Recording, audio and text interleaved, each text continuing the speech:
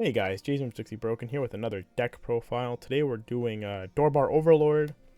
This is a deck I've been playing a lot at locals recently, and I just really wanted to talk about it with you guys to make sure everybody's on the up and up about the deck, because it is still pretty new. It's only got its first BCS run over this last weekend. I like this deck a lot. I think it's really strong, and I just want to make sure come the next BCS in Jersey. I don't know if there's any in EU coming up, but I want to make sure people were, kind of on the up and up about this deck. They knew what the deck does, where its weaknesses are, what its strengths are. Maybe you decide to play it, maybe you don't. I don't think it's the easiest deck to play in the world. It has some weird decisions you have to make, and it can definitely be a deck that punishes you heavily for it. So, let's get on with the deck profile. We're going to be in the same format as we were in the last video. I'm going to go through all the cards from 0 to 3, and then I'm going to have a little ramble at the end. I'll make sure to let you guys know when I'm there. Just talking about the deck, how I really feel about the deck, just by me just saying it's strong. I do have feelings one way or the other about some stuff about it. So, I'll let you guys know when we get there, but first up, let's just start off with our zeros. First, we have Crimson Red Battle Maiden Shaltir. This is our tap self-salvage brainstorm. We only play one of it. It's just a tech card. Before this was this Irons here, but recently went back to this because I found this card is just way better in the mirror over any deck that is playing like a 500 power Duder. They need to kill, a la Psychono, etc. In the mirror though, if they try to play their Irons, that's the 500 power plus in the front, you just shoot it and then it can make them fall really, really behind. I like that a lot. I really like hating on the mirror. Although it's one of the few ways to make the mirror just a little bit more tolerable. And being a tap self-salvage brainstorm comes up sometimes. You can't always afford to tap 2, especially in bad games, or if like you play the mirror again and they shoot your back row, or you're playing against like a Suisei that's like trying to hate on your deck, and or the Hato 3-2 and they blow up your board. This is one of those ways that you can just kind of get back in the game without having to fill your board. Our next card is Sentiments Towards Subordinates Irons. This is a drop searcher. With the effect, when this gets reversed, you may put the top card of your deck in a clock, and if you do, you look at the top 2 cards of your deck. Choose a level 1 or higher card from among them, add it to hand, send the rest to waiting room. Free, it's a stockless clock plus. Doesn't really matter if it hits or not. We expect it to hit because we do play a lot of level 1 or higher in the deck. But if it doesn't, no real deal. You didn't really hit in your resources too hard. You just took a damage, which in this deck is like something super inconsequential. This card also just ends up being your 1 of drop search too. To help you make sure you get your pieces. It's very nice. Next, we have discussion about the future Demiurge. This is our climax swapper of choice. There's also one in yellow you can choose to play. I think that one's pretty cool too, but we're going to opt for this for right now. This card gives us deck speed. It's also just green for what that's worth. I don't think it's really too big to mention that, but we'll mention all the same. This deck has like certain deck speed timings it's trying to meet, especially in its first deck and its second deck, and this is just a card that helps you meet it. This card is bounceable with the 3-2 with the 3-2 Irons changer level 0. That I'll talk about in a little bit, so you can play this card down without CX swapping, put it back in your hand, and make sure you still have it, or you can just keep using it as like a constant three card mill. I think some games when I get stuck at 0-1, I've just played this card down 3-4 times, just to help me get through my deck, and it really does mean a lot, especially if it's our only form of proactive mill in the deck that isn't brainstorming. Next, we have our brainstorm of choice, Praises to the Lord Shaltir. This is a 5-card tap 2 brainstorm. For Nazarick Grotesque, so basically just the generic trait. This card also has a really cool secondary effect where if you have another Shaltir on your board, in which case you usually will, because you'll have either the 1-0 combo or you'll have the 1-0 clock yourself Shaltir. You get 2 surveil, so look at the top card of your deck, keep it or mill it. This card ends up adding an extra 2-3 card mill in the early game, I would say. It's really nice on your Irons turn, because sometimes your Irons turn has pretty poor deck control because you have to be really conservative with your hand. So just being an extra a 4th card that you go through on your turn can actually just mean a lot for hitting that good refresh timing. And it's selective. Technically you can play the check 3 add 1 brainstorm too. That card's pretty fine. It helps you find more bars, but I prefer the means to get us the cards more reliably. Our next card coming up is Dark Elf Beast Tamer Aura. This card is a Fukujiro, so it adds level 1 or higher by ditching 1 on death. It's just a check 4. It's really just deck speed. It helps find us our event, helps find us our Irons package stuff. It's super whatever. It is our biggest attacker in the deck though, which is something. At attacking at 3k. All the rest of our cards, I think our Demiurge is our next highest at 2k. So just having some way to actually contest zeros feels pretty nice. But besides that, it's a real role player card. It really is just deck speed that just makes sure we have the hand that we're looking for as often as possible. Our first big card, however, is Unexpected Outcome Eins. This card has Continuous. If you're level 2 or higher, this card gains Act, pay 1, sack 1, discard 1. Play the 3/2 Eins from your hand. And this has the effect of pay 1, put the top card of your deck in a clock, bounce this and another character on your board. Similar to the Bell and Danmachi that sees a lot of play. This is a deck that really does want to skip levels. It really only wants to spend like 3 total turns between level 0 and 1 before it hits 2. So this card really just does help facilitate that. It keeps it at like a 9-card hand. Like, you will regularly start your turns when you resolve this card with like a 8-9 card hand, which means being able to resolve double Eins 3/2 change is like super duper realistic. I think I would say I do the double change like 50% of the time, maybe even more. Really just depend on the matchup and if you get to resolve a 1 combo or not. But, or if you get like extra doors and whatnot. But this card is really good. It actually works very well in the deck. I'm usually not a big fan of the Bell effect, but I think for what this deck is doing, trying to skip levels, it very effective. Now, this is a card, however, that I am very much not a fan of. This is Vampire Bride. This is the $10 uncommon from set 1 that is running rampant. This card sucks. It is just a red on reverse bomb, and it has Act. You can sacrifice this to choose one of your characters, pump it 2500 power. I have had that come up sometimes versus like Alice. You can sack it, buff the 3/2 Eins, 2500 power just to make sure that your second Eins punches over the Alice without the buffs and whatever. It's cute. It can sometimes just help you if you had to brainstorm with it, sack it, and you want to make sure you have it to clock with Shaltir. But card is really, really bad. I also just don't like the play pattern this plus the Shaltir enables for the deck. I actually think the JP way of playing it right now is way more interesting. But this is what we got, and we're not going to not play it because I think the ceiling on this card is so ridiculous. Being able to card that helps you just go to level 1. Go to level 2 as fast as you do while also just picking up 3 cards is a little ridiculous, and you can't. It's really hard to say no. So on that topic, though, we have True Vampire Ancestor Shaltir, which is the 1/0 that sends that card, that sends the Vampire Bride to clock up to thrice a turn to draw a card. This is our gas in the early game. Because of this card, we can very reasonably end up at like a 14 card hand when we start changing with our Eins, which means that we can actually pass turn with like a 5-6 card hand.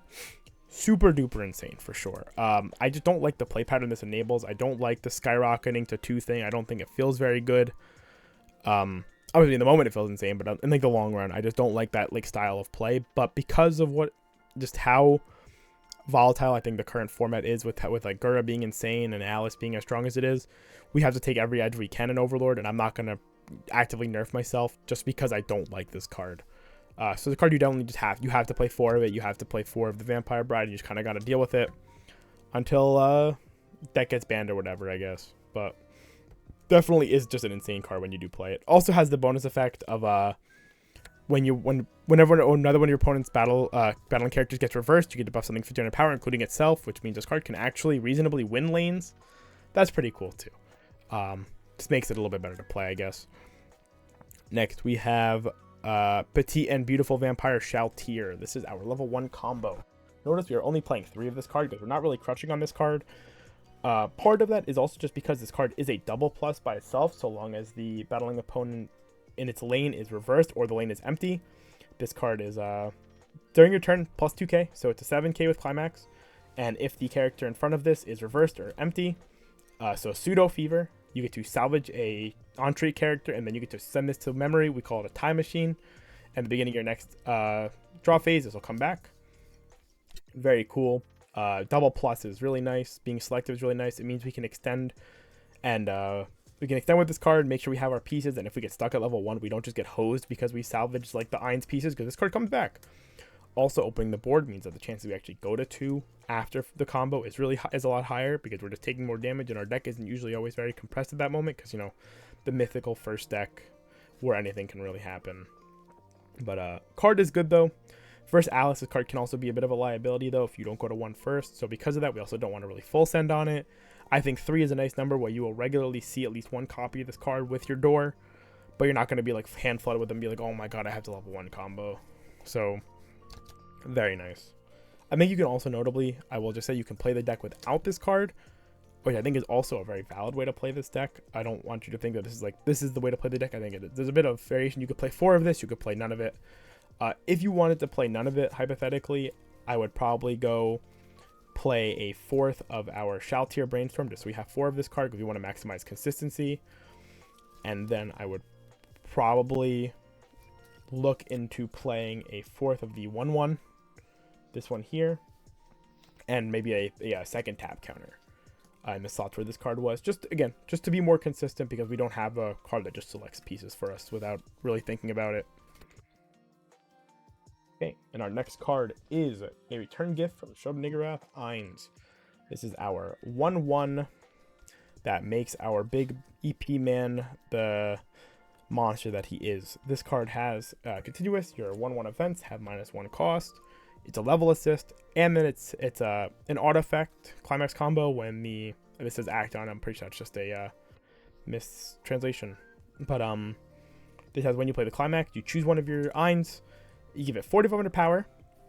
You give it hexproof, so it can't be targeted by your opponent's effects. Only during your opponent's turn, mind you, so not during your turn. And during your opponent's turn, this can't be reversed. This and its battle opponent can't be reversed. So that basically just makes it so you can't bounce it, you can't level down it, you can't really do anything that targets it. Nor can they anti-change bomb it, so they can't like Adachi, whatever. Very, very, very strong effects. Notably, this card is still weak to anti-change counter on your own turn, so you have to be very mindful about that when you go to your attack phase. You can still get hosed by it. That is one of the big problems with Ainz, though. If your opponent hits level 2 first, or if they have level 1 anti-change, you have to always be aware of it. You have to side their card, which can kind of suck. But fortunately, because Ainz clears the board on its second turn anyway, a lot of times, you don't really care if you give them the plus too much. It's like super whatever. Next, we have Black Little Goats. This is the event that Ainz cares about. Fortunately, this is not a brick event. This event's actually kind of insane. It is a 1/1 event. You can only play it if you have an Ainz on your board, which you'll always have an Ainz on your board because your changer's an Ainz, the 1/1's an Ainz, and your combo's an Ainz. So, nice and easy. Again, the 1/1 Ainz gives us -1 cost, so it becomes a 1/0. It is choose one of your Nazareth characters in your waiting room, salvage it, choose one of your characters, give it 1k power. So it's a power pump and a salvage for 0 cost, which is very nice, very similar to the 1/1 Wealth event in Danmachi. Pyeongkichi, I believe it was called. This card, on the other hand, unlike Pyeongkichi, has an extra effect. This card goes to memory when you use it, when you use it, when Ainz will send it to memory. And while this card is in memory, if you have the 3/2 Ainz on your board, beginning of your Encore phase, you may pay 1, drop 1. If you do, burn 1. And this stacks for every copy of this card. All checks individually, and it's not like this card leaves memory or anything. Once it's in memory, and you can just do it every single turn that you have the hand, the stock, and the Ainz on the board. Super duper insane. It's part of what gives Ainz this like incredible reach, because Ainz can start presenting like 5, 6, 7 burn ones a turn on top of its normal swings. So it's kind of like Escanor. But it gets to actually attack 3 times, which means like you get to those situations like Escanor does a lot, where you get to like, you end up hitting your opponent for a 4 from like 3-0, all of a sudden they're at 3-4, and they're just like, oh, do I just die because you have 5 burn ones? Answer a lot of the time is yeah. 5 burn ones is a lot of burn ones at Encore phase after all the damage is said and done. Next, we have our next piece of consistency, the deputy leader of the Pleiades, Yuri. This card is insane. I'm a very big fan of this profile of card. We've seen this in like Grisaya and stuff. This one, I don't like it as much as the Grisaya one, but this card is an actual attacker, which is nice, whereas the Grisaya one got more soul. This is a 10k. It is continuous if you have 4 Mother Nazareth characters. This gets 6k power, so 10k. And then on play, if you have another Nazareth character, if you have 2 Mother Nazareth characters, you get to draw 2, drop 2. So it helps you find your bars. That's literally what this is for. It finds you your bars. It dumps your Vampire Brides from your hand into your waiting room.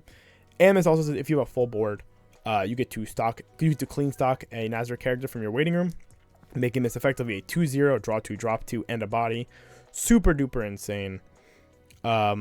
Just one of those like big pieces that you just basically always want to have this in your hand while you're playing the deck, because whenever you need to find the bars, you can just slam this card and like not think about it. And you can almost play her like she's a 2/0 event, honestly. Next, we have Breath of the Mental Manipulation Aura, and its cheaper counterpart for the budget friendly, Brewing with Coherence Aura, or Brewing with Confidence, not Coherence. Oops. One is like $2. This one is fairly expensive. I don't know. I've had this for a while now. But this is just a tap counter. It's pay for, drop a trait character. So it's like the ReZero tap counter. This is just a card that it's just your get a jail free button. It's like, oh, I'm scared. I'm going to die. Tap counter. Okay. No, I just don't die. And and it's very, very strong. Anytime you get to use it, you're probably going to use it. You can also just pick this up to make sure that if you double early play, it's just a counter to help you win the lane. Super duper duper nice to have. If you play the no combo build, you'd obviously play 2 of this because you have a little bit less selection for this card. Just a card you basically, ideally, you always want to have this in your hand when you're doing your Ein's turn, whether you need it to actually just be a backup or, again, just to have your get a jail free button. Big fan. You will just always play the card. 1, 2 copies, doesn't really matter. Next, we have our Timid Floor Guardian Mare. He is a Fumio, or also a healer. He has a Climax combo. We don't play it, doesn't matter. We just care that he is a Fumio more often than not. And he's also the only on-play healer in the deck. Fumio being the one of your opponent's climax. Your opponent chooses one of their climaxes, it stays out, and they shuffle the rest of their waiting room. So it just gives you that decompression tool, because this deck doesn't have stock swamp, so we need something. Because Ainz is a deck that's it plays on the age-old, the 4s will stick eventually, and just kind of goes open lane, swing for 4, swing for 3, swing for 4, whatever it has to do. And then it uses the burn ones to try to clean up the game. Mare just kind of makes that the pill go down a bit easier. So we're a big fan. And now we have our piece de resistance, our Sorcerer King Ainz. He is our man. He is the reason we play this set to begin with. Otherwise, I probably would never look at Overlord, to be honest. He is Climax combo. When you play your bar, and you have another traded character, which you'll always have, choose one of the following 3 effects. Heal 1, and then choose one of the following 3 effects. You get to either marker all of your 1/1 events from under him, choose all of your 1/1 events in waiting room, as many as you want to, put them underneath him as a marker, just like that, boop. Or, if he has markers under him, you send all markers under him. It's not optional. You do not get to pick how many you send. You just have to have as many as he has. You have to send them. Send the markers to memory. And if you do, you shoot cards on your opponent's boards equal to the number you sent to memory, or less. You can shoot less, obviously, if they have less. Or, you burn one. So this card is always healing you every time you slam a bar, no matter what your action you're picking. It pushes free damage if you have extra, so you always get a burn one, and then you get the markers. And if it was again, and then the next turn, if you keep both alive, you get to send the markers, and you have a burn one, and then you have up to 5 just burn ones, just kind of like a loaded gun. Then anytime your opponent accidentally takes damage, and it's on the kill range. This card is super duper. Also, it does get 2,000 power when you use the burn. Small, but it comes up. Honestly, it comes up especially versus Alice. I think is a big one, where this card starts hitting like 11 with the level X, 13, 14K, which helps you beat over Alice plus 3K counter. Super duper huge.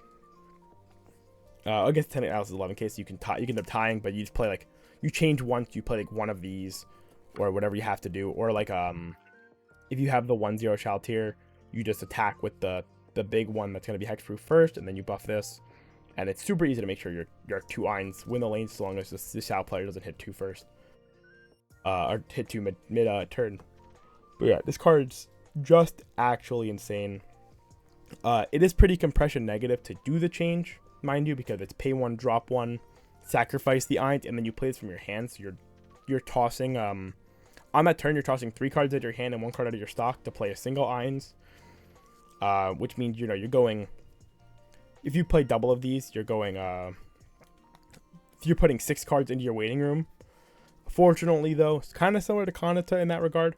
The Ainz does take ideally 5 cards from your waiting room and put them under him. So he goes almost compression neutral to play him.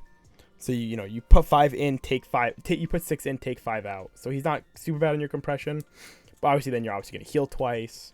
So, not the greatest. This deck does kind of have to pray to cancel at 2, which is a bit of an issue. But even if it doesn't cancel at 2, if it can just stabilize at 3, it's all good. I think a notable strength of this deck is when it does cancel at 2, though. All of a sudden, this deck goes from just being like a feels-good deck to one of the most insane feeling decks if this gets a second turn at 2.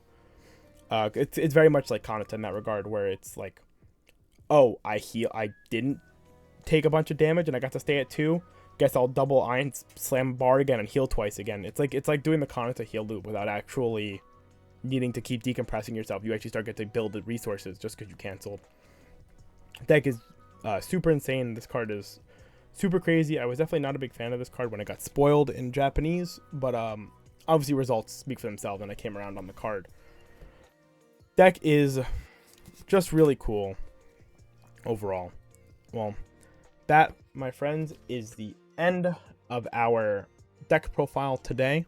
I'm going to go on a little ramble. It's probably not going to be as in-depth this time as it was with the 8 standby one. I did actually do a lot more talking in this one, I think, than I did before.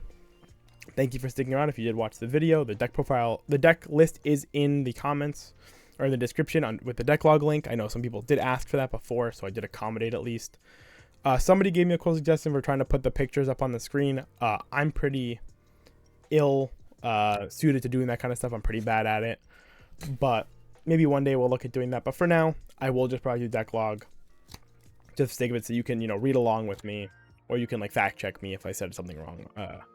It'd be like that sometimes. All right, thank you everybody for watching, and now thank you everybody that's staying around for the ramble. I really appreciate it. What can I say about Overlord?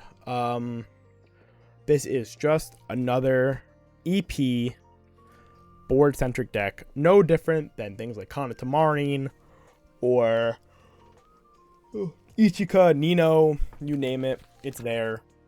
I think this is the best one though, if only because it's a lot more lethal. It actually has kill presence without just relying on like something like Marine. And because it's built into its actual early play package, it just makes it a lot less frustrating to have to like sculpt for cards. I mean, you always have a threat and you get more rewarded for actually protecting him, which is super duper cool. A big problem with this deck though is I think this deck's level 0 is pretty friggin' atrocious. This card is just really bad. You just kind of slam it because you have to. This card is super sick, but like I said in the deck profile, you do end up just skipping levels because of it, which is just, it's intended gameplay, but doesn't really feel good all the same to have to play a deck like that. But for the payoff that we get, we suck it up. Mare, or Aura, not Mare. Just a role player. Just, it does what it has to do. I can't really complain about it. I don't love it. I don't love Fuka's super duper much, especially when they don't have like a super cool extra effect, but it's fine. She is a perfectly fine card. This Brainstorm is insane though. Super duper crazy. 5-card Brainstorm. You can end up, this is like your actual deck speed at level 2. You'll just like slam this card down, or if it's already in the back row, maybe you'll like play a card, brainstorm with this and that card, play down you can play down the level 0 Ions, and you can use that to brainstorm too if you have the extra stock, since it doesn't have to be standing to change. Very versatile. I'm actually like very happy to have this card, honestly. Like I said, this card, I played 2 of it before. It never really comes up. People keep signing it. I don't really know why. I think people are just like allergic to you getting like clock pluses, which I think is really funny because this card is just a plus anyway until you get it off your board. And being a drop search is really nice. I liked having the 1-up drop search, honestly. This card's just good. Nothing to really say about it more. And like I said, this is for the mirror. This is the only reason I actually play this card. It's just because the mirror. It was really, really frustrating getting hosed by this card when they shoot the level 0 Ions changer. So I'm like, I want to do that back to people because I think that's like super duper important, because they can just like determine a mirror just because you played a single brainstorm down at like your opponent's level like 1 turn. You just go, oh, shoot the Ions. All of a sudden they're like, oh man. Or you're gonna make them take a really bad like secondary 0 turn if you shoot it and they get stuck at 0 for a turn. I really said what I had to say about this card. I hate this card. I hate the way this card shapes the whole deck, but it is what it is. Level 1 combo. I've actually checked a lot with my friend Darcy. He originally turned me on to the no level 1 combo version of Overlord, which I thought was really interesting. I thought it was a cool idea. In the end, though, I decided to go to level 1 combo because I really liked the consistency of level 1 combo. I found the no level 1 combo deck kind of warped my turns a bit more, where I would like take really weird turns of like my zeros would feel really bad because I wouldn't want to like play a card down because your hand could get kind of like sussily low. Level 1 combo, on the other hand, I think kind of alleviates that a little bit. It lets you be a lot more aggressive with how you play zero. And because it lets you be more aggressive, you can, you have this turn to fall back on because you go play zero out, my hand gets a little low, slam a single combo, pick up a card, get this back, so it's one less card I have to field on my Ein's turn when they never really kill my whole board. And it got me part of my pieces back, so I can also mulligan aggressively for a better like zero turn as well. I'm just overall, I would not play without it. I think even in Alice meta, where I think this card is super duper stinky to have to play into Alice, it still comes up though. You can usually force the reverse.